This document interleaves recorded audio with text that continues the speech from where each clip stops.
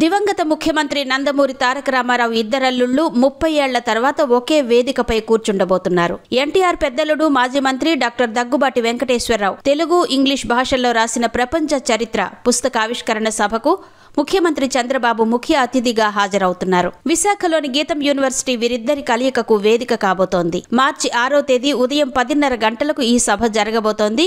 దాదాపు 30 ఏళ్లుగా వీరిద్దరి మధ్య సయోధ్య లేని విషయం తెలిసిందే. స్వతహాగా నెమ్మదిగా ఉంటూ దీర్ఘ ఆలోచనలతో ఉండే డాక్టర్ దగ్గుబాటి కొంతకాలంగా పుస్తక రచనలోనే నిమగ్నమయ్యారు. ఇప్పటికే 6 పుస్తకాలు రాశారు. రాజకీయాలకు కాస్త దూరంగా ఉంటూనే ప్రపంచ చరిత్రను పుస్తక రూపంలో ఇవ్వాలని తప్పించారు. కరోనా రోజుల్లో సమయాన్ని వృధా చేయకుండా ప్రపంచ చరిత్రను రాయడం ప్రారంభించారు. అనంతమైన ఈ ప్రపంచంలోని అన్ని విషయాలను సమగ్రంగా అందించడమే కాదు, ఆయా దేశాల గురించి వాటి పరిణామాలతో సహా వివరంగా తన పుస్తకంలో పొందుపరిచారు. 320 పేజీల ఈ పుస్తకంలో మొత్తం ప్రపంచ చరిత్రను ఇనుమడింపచేయడం విశేషమే.